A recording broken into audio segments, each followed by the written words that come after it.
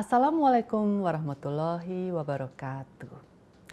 Salam sejahtera untuk kita semua. Shalom, Om Swastiastu, Namo Buddhaya, salam kebajikan. Dalam upaya mewujudkan sektor pariwisata yang semakin maju dan adaptif, Kementerian Pariwisata menyusun laporan kinerja untuk bulan Juni 2025 sebagai bentuk pertanggungjawaban kepada publik. Laporan ini memuat pencapaian utama, tantangan yang dihadapi, serta arah kebijakan yang akan dijalankan untuk memperkuat pengembangan sektor pariwisata nasional. Di tengah dinamika global dan kompleksitas pembangunan, kami tetap percaya bahwa pariwisata memiliki peran penting sebagai motor penggerak ekonomi, pencipta lapangan kerja, dan perekat identitas budaya Indonesia. Hal pertama yang akan kami sampaikan adalah mengenai jumlah kunjungan wisatawan mancanegara dan wisatawan Nusantara. Berdasarkan data dari Badan Pusat Statistik atau BPS, Indonesia mencatatkan jumlah kunjungan wisatawan mancanegara yang signifikan pada April 2025 sebesar 1,16 juta kunjungan. Angka tersebut mencerminkan peningkatan sebesar 9,15% dibandingkan dengan angka kunjungan wisatawan mancanegara pada April 2024.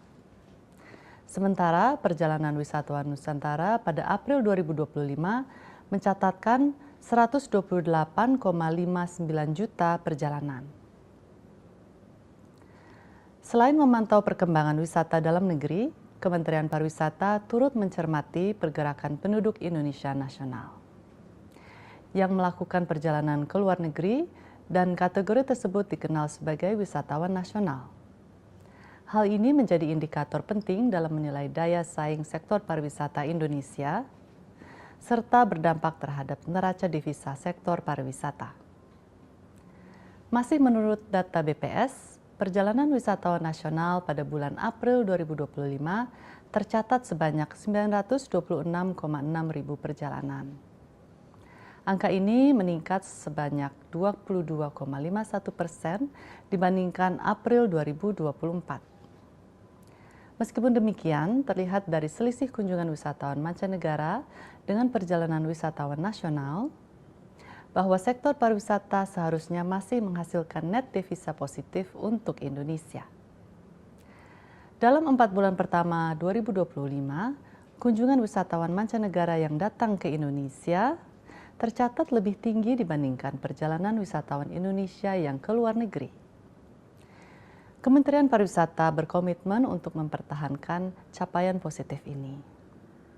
Kedepan, Kementerian Pariwisata akan terus mendorong pertumbuhan wisatawan yang lebih merata dengan mempromosikan berbagai destinasi unggulan seperti destinasi pariwisata prioritas, destinasi regeneratif, dan kawasan ekonomi khusus yang mayoritas berada di luar Jawa.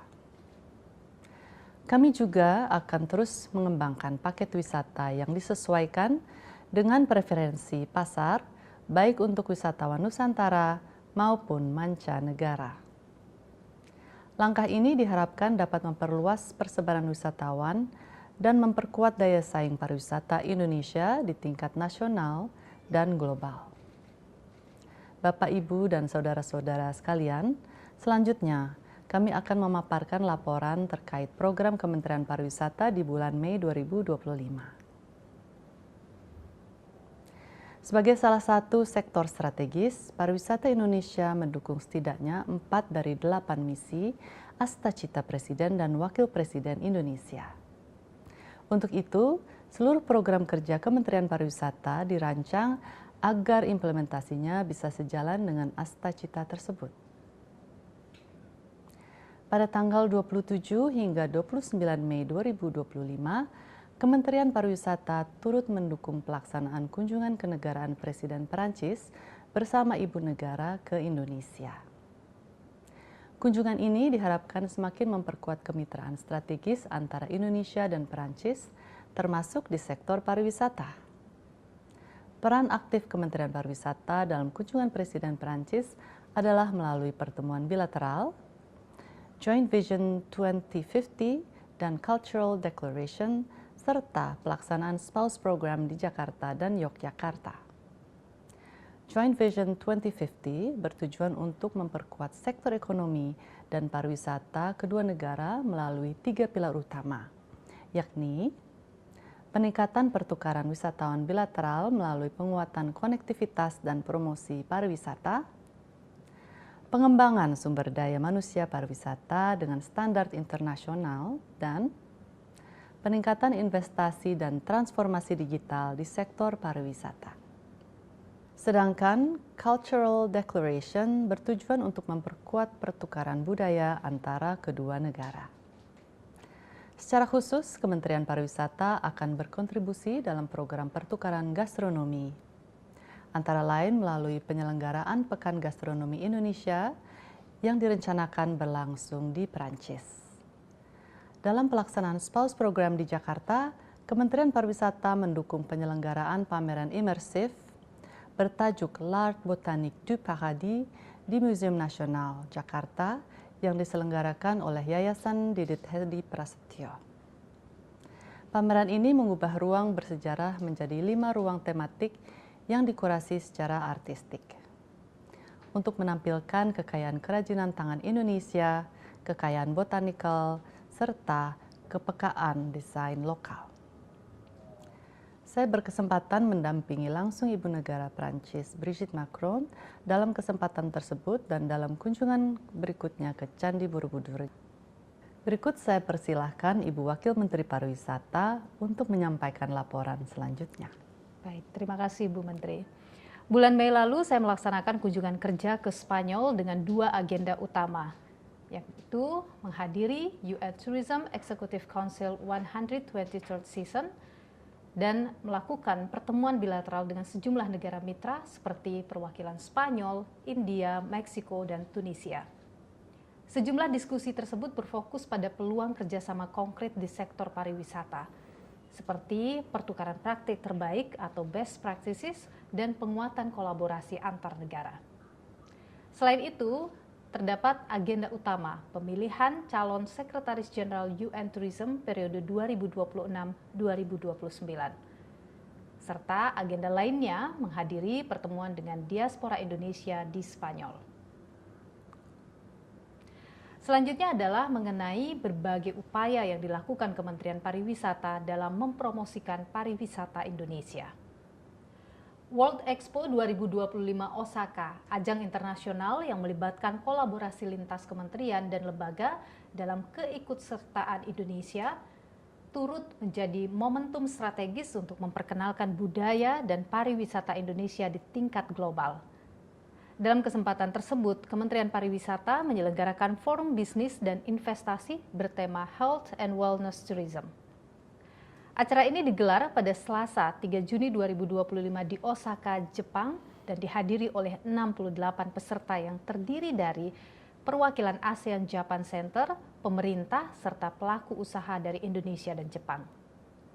Forum dibuka dengan presentasi mengenai peluang investasi pariwisata di Indonesia, diikuti dengan penyerahan buku Tourism Doing Business Investment in Indonesia kepada Konsulat Jenderal Republik Indonesia atau KJRI Osaka dan ASEAN Japan Center oleh Deputi Bidang Industri dan Investasi.